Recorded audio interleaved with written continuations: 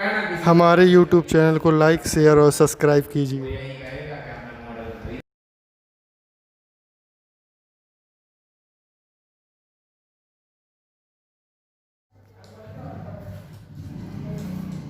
Good morning बच्चों। आज हम फिर उपस्थित हुए हैं आपको एक नई हेडिंग के साथ, और इसमें हमें बेसिक जानकारी, जो आपका पहला और दूसरा चैप्टर है, यहाँ हम बेसिक चलते हैं। बेसिक का मतलब आपने मापन सीख लिया, कैसे किया जाता, उसके मात्रक को समझा, और विभिन्न प्रकार के जो मात्रक हैं उनकी डेफिनेशनें दी गई हैं। 1 किलोग्राम में आपको 1 किलोग्राम कैसे बना, ये आप उसको मैथ में, उसको बुक्स में रीडिंग कर सकते हैं। उसमें ज़्यादा कुछ आपको समझाने के लायक नहीं है, वो आप लोग खुद उसमें ऑब्जर्व कर सकते हैं, रीडिंग करके समझ सकते हैं। इसके बाद जो हमारे आगे चैप्टरों में या आगे के सब्जेक्टों में जो उपयोग होता है, वो आपको हम किलोमीटर, डेसीमीटर, सेंटीमीटर के बारे में भी आपको पढ़ा चुके हैं। इसके बाद आता है आपकी नई हेडिंग, दूरियों या लंबाई का मापन, अर्थात मेजरमेंट ऑफ डिस्टेंस और लेंथ। मतलब आप किन किन भौतिक राशियों को मापते हैं, उनको कैसे मापा जाता, तो वो आप बेसिक वाला तो सीख चुके थे, लेकिन कुछ स्टैंडर्ड रहते हैं। जैसे आपका 1 माइक्रोन रहता है,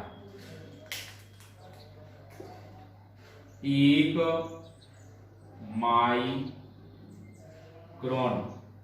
1 माइक्रोन बराबर, आपको ध्यान रखना है कि इसमें माइक्रोन के बाद मीटर लगा हो, सेंटीमीटर लगा हो, या और कुछ भी लिखा हो, आपकी पावर वही रहेगी। 1 माइक्रोन, उसको इंग्लिश जो आपका रिप्रेजेंटेशन है आंकी क्वेश्चनों में, उसको ऐसे म्यू बना आएगा। 1 माइक्रोन या म्यू बराबर 10⁻⁻6 मीटर। तो ये कुछ मात्रक हैं जिनको आपको लर्न करना है, क्योंकि इनका इंटर में बहुत उपयोग होता है। हमारे 11th में इसकी बेसिक जानकारी रहती है, लेकिन माइक्रोन, एंगस्ट्रॉम और पिको, इनका बहुत उपयोग होता है अंक के क्वेश्चनों में, ताकि आप इसमें कंफ्यूज ना हो। तो अभी आपने 1 माइक्रोन बराबर 10⁻⁻6 मीटर पढ़ा था। अब इसके बाद 1 नैनोमीटर बराबर आपका कितना होगा, 10⁻⁹ मीटर। 1 एंगस्ट्रॉम बराबर होता है आपका 10⁻⁻10 मीटर। 1 पिकोमीटर होता है 10⁻⁻12 मीटर। 1 फर्मी बराबर होता है 10⁻⁻15 मीटर। 1 प्रकाश वर्ष बराबर होता है 9.467 मल्टीप्लाई 10⁻15 मीटर। इसके बाद 1 एकड़ बराबर होता है 4047 मीटर स्क्वायर। 1 हेक्टेयर बराबर होता है 10⁻4 मीटर स्क्वायर। 1 कैरेट बराबर होता है 200 मिलीग्राम। 1 क्विंटल इक्वल होता है 100 किलोग्राम, और 1 टन इक्वल होता है 1000 किलोग्राम। तो इसको आपको, ये कुछ ऐसे लिखे गए हैं जिससे आपको कुछ का ज्ञान हो सके, और आपके पास बुक है तो आप यूनिटों का पढ़ना ज्यादा नहीं है, क्योंकि ये इंपॉर्टेंट इसलिए है कि माइक्रोन, नैनो, एंगस्ट्रॉम और पिको और फर्मी भी कभी कभी आ जाता है। ये इंटर के न्यूमेरिकल्स जब अंक के क्वेश्चन आप लोग सॉल्व करेंगे, तो उस स्थिति में ये 5 पॉइंट सबसे ज्यादा उपयोग किए जाते हैं। लेकिन यहाँ हमने एकड़ इस वजह से लिखा है कि आप लोग, कुछ लोग के पास खेती होती है, तो खेती में 1 एकड़ बराबर 4047 मीटर स्क्वायर, मतलब ये इसका क्षेत्रफल है। 1 हेक्टेयर बराबर 10⁻⁴ मीटर, इसका मतलब है आपका 10,000 मीटर स्क्वायर, तो ये भी एक क्षेत्रफल है। कैरेट, सोना चांद, सोना जो खरीदा जाता है तो कहते हैं 1 कैरेट, 2 कैरेट, 3 कैरेट, तो 1 कैरेट का मतलब है 200 मिलीग्राम। 1 क्विंटल का मतलब आप लोग किलोग्राम तो जानते हैं, 1 क्विंटल बराबर 100 किलोग्राम और 1 टन बराबर 1000 ग्राम।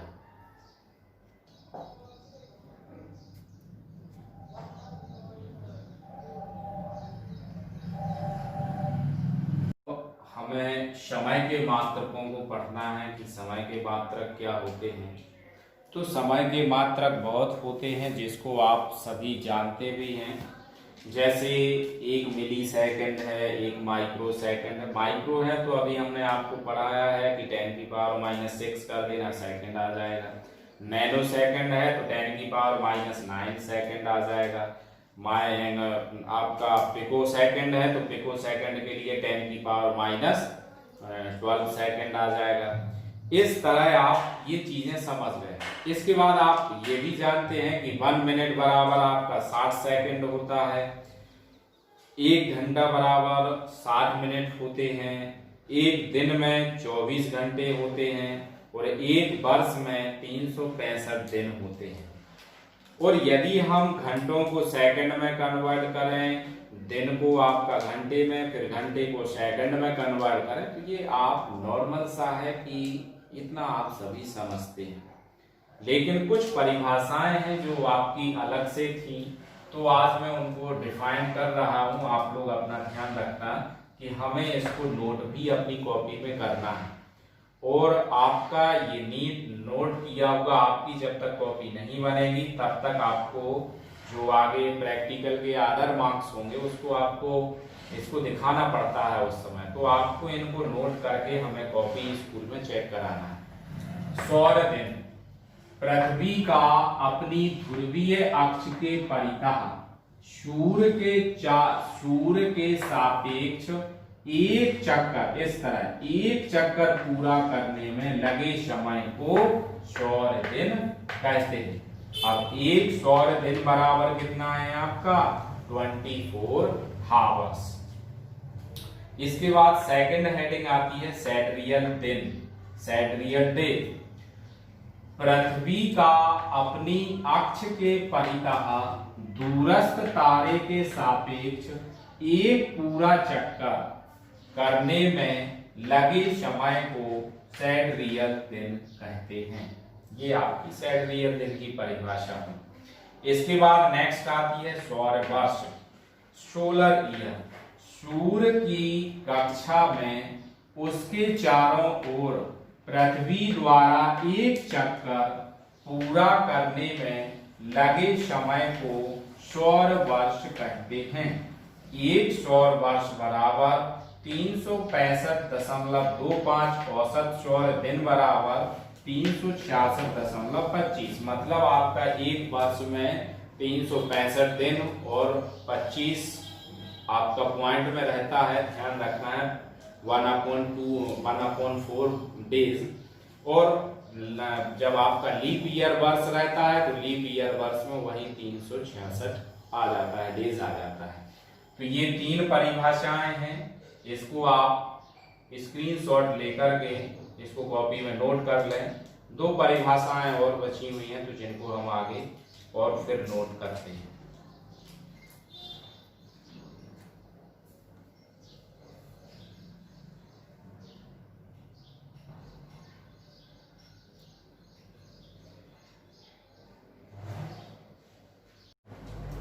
इसके बाद आपकी 4th 5th हेडिंग आती है उष्णकटिबंधीय वर्ष, ट्रॉपिकल ईयर।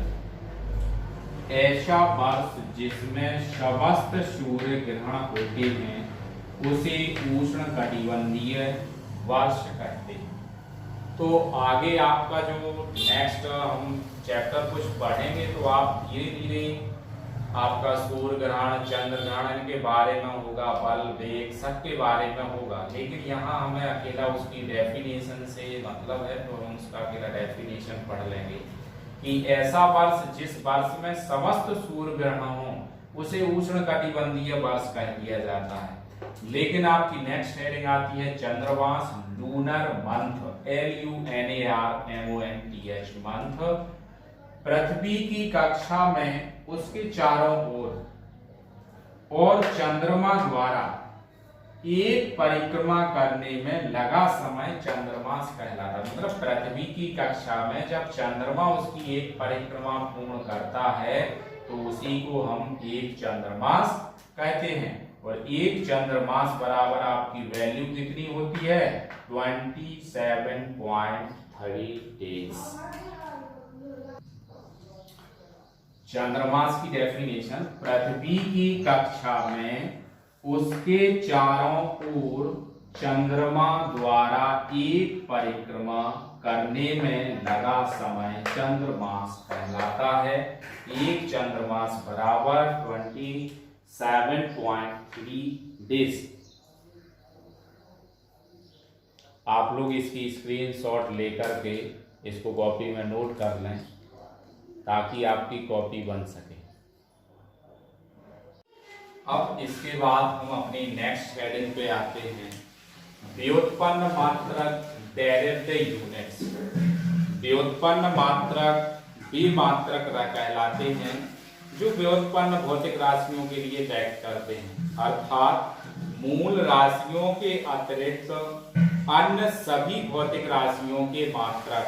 मूल भौतिक राशियों के अतिरिक्त अन्य सभी मात्रक आपके व्युत्पन्न मात्रक कहलाते हैं। मतलब आपका स्पष्ट ये है कि जिन मूल भौतिक राशियों को व्यक्त करने वाले मात्रकों को अगर हटा दिया जाए तो जितने भी आपके मात्रक प्राप्त होंगे वो सभी मात्रक आपके व्युत्पन्न मात्रक कहलाते हैं। तो इसको आप यदि यहाँ इस लेवल पे उसको बनाना सीख जाते हैं, उस बनाने से पहले आपको इनके सबसे ज़्यादा इम्पोर्टेंट है कि इसके लिए आपको इनके फॉर्मूलों को आना आवश्यक है, क्योंकि कमजोर से कमजोर बच्चा भी आपके छोटे छोटे मात्रकों को जानता है, लेकिन जो आपकी अन्य व्युत्पन्न भौतिक राशियां हैं या व्युत्पन्न मात्रक हैं उनको वो नहीं ज्ञात कर पाता है। तो जब हमें छोटी भौतिक राशियों के मात्रक ज्ञात रहेंगे व्युत्पन्न के, तो वो आप आगे जाकर के कर सकते हैं। जैसे सबसे छोटा पॉइंट हम उठाते हैं सूत्रों का, आपका क्या आता है? क्षेत्रफल। क्षेत्रफल मतलब इंग्लिश में क्या होगा? एरिया। अब इसको आपको व्युत्पन्न मात्रक प्राप्त करना है तो क्षेत्रफल का पहले आपको फॉर्मूला आना चाहिए, लंबाई मल्टीपल चौड़ाई। मतलब आपका length multiple breadth. Length multiple breadth का मतलब आपका क्या होगा कि लंबाई का मापन भी हम मीटर में करते हैं और चौड़ाई का मापन भी हम मीटर में करते हैं। तो आपका मात्रक क्या बना? Metre multiple metre. तो व्युत्पन्न मात्रक निकल के क्या आ गया आपका? मीटर की पावर 2। इसी को हम क्या लिख सकते हैं? वर्ग मीटर। इतना आपको समझ में आ गया बच्चों। इसके बाद हम नेक्स्ट छोटा ही आपका फॉर्मूला लेते हैं और वो नेक्स्ट क्या है आपका? समझ में आ रहा होगा आपको, आयतन।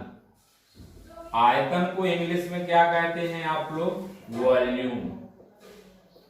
वॉल्यूम इक्वल आप लोगों ने फॉर्मूला पढ़ा होगा क्या? लंबाई मल्टीपल चौड़ाई मल्टीपल ऊंचाई। तो इसी को हम क्या लिखते हैं? Length multiple breadth multiple height. Equal में क्या लिखेंगे? लंबाई का मापन भी मीटर में होता है, चौड़ाई का मापन भी मीटर में होता है और ऊंचाई का मापन भी मीटर में होता है। तो आगे हम क्या लिख सकते हैं बताइए? Metre multiply metre multiply metre. तो आपका क्या प्राप्त हो गया? मीटर की पावर 3। इसी को हम क्या लिख सकते हैं? बराबर में घन मीटर। क्लियर हो गया। इसके बाद आता है आपका, और इससे थोड़ा आगे बढ़ते हैं, जब हमारा आयतन आ गया, क्षेत्रफल आ गया, तो नेक्स्ट सबसे इंपॉर्टेंट जो बार बार आपको आगे परेशान करेगा और वो आपका क्या आया है? क्या आया? घनत्व। घनत्व। घनत्व को इंग्लिश में आपका डेंसिटी कहा जाता है और इसका आपका फॉर्मूला आता है द्रव्यमान अपॉन में आयतन। वो अब द्रव्यमान को इंग्लिश में क्या कहते हैं? Mass upon volume. मतलब density is equal to mass upon volume. तो इसका मात्रक द्रव्यमान को हम द्रव्यमान का मात्रक किसमें करते हैं? द्रव्यमान का मात्रक किसमें करते हैं? किलोग्राम में। क्या आ जाएगा? किलोग्राम। अब अभी आपने आयतन का मात्रक क्या निकाल लिया? घन मीटर या मीटर की पावर 3। तो मात्रक क्या बन गया आपका? क्या बन गया? किलोग्राम प्रति मीटर की पावर 3। इस तरह आगे हम चलते हैं। फिर आपका आता है चाल और समय। नेक्स्ट मात्रक क्या आ जाएगा? चाल। इसी को हम सेम वेग का भी मात्रक होगा। स्पीड एंड वेलोसिटी का सेम मात्रक होता है आपका। फॉर्मूला क्या रहता है? दूरी अपॉन समय। तो क्या आ जाएगा बच्चों? मीटर का मात्रक क्या होता है? दूरी का मात्रक क्या होता है? मीटर। समय का मात्रक क्या होता है? सेकंड। तो मात्रक क्या बन गया आपका? मीटर प्रति सेकंड। इसके बाद हम नेक्स्ट पे आते हैं। अब इन्हीं के आगे बढ़ाते जाएंगे हम। वेग के बाद क्या आ जाता है? वेग परिवर्तन की दर को त्वरण कहते हैं। तो नेक्स्ट क्या आ जाएगा? त्वरण। त्वरण मतलब एक्सीलरेशन। एक्सीलरेशन मतलब आपका आगे फॉर्मूला क्या लिखेंगे? वेग परिवर्तन। वेग परिवर्तन अपॉन में क्या आ जाएगा? समय। तो फॉर्मूला क्या बना? वेग परिवर्तन का मात्रक क्या है आपका बच्चों? मीटर प्रति सेकंड। तो मीटर प्रति सेकंड। और समय का मात्रक फिर क्या हो गया? सेकंड। तो इसको आगे आप क्या लिखेंगे? बताइए क्या लिखेंगे? मीटर अपॉन में सेकंड। अब ये सेकंड नीचे आ जाएगा, मल्टीप्लाई सेकंड। तो मात्रक क्या बन गया? मीटर प्रति सेकंड। एक पावर इस पे है, एक इस पे है, तो पावर कितनी हो गई? 2। तो त्वरण का मात्रक क्या ज्ञात हो गया? मीटर प्रति सेकंड स्क्वायर। इसी को हम इंग्लिश में क्या कहते हैं? एक्सीलरेशन एंड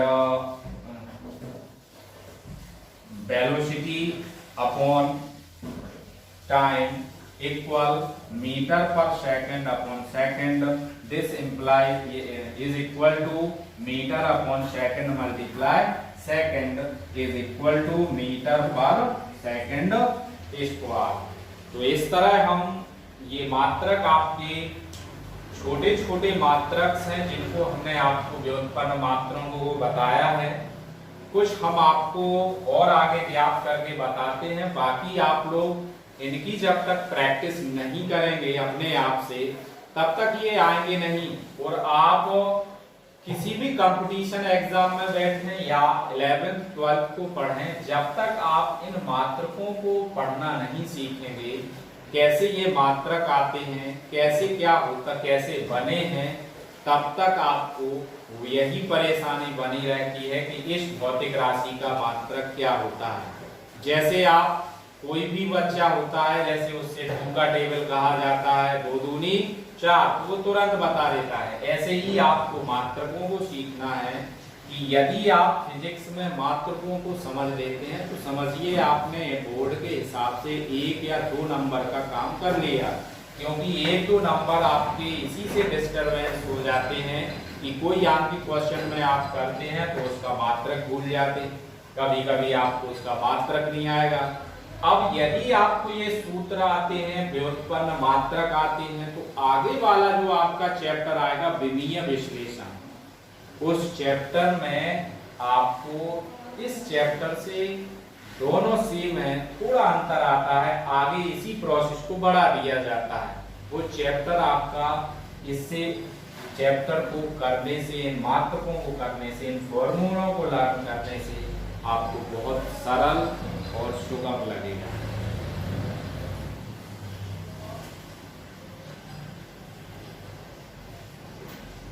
आप लोगों को इन मात्रकों को अपनी फेयर कॉपी पे करना है और आगे भी आपको कुछ मात्रक अपने आप से बना करके भी सूत्रों को लिखना है।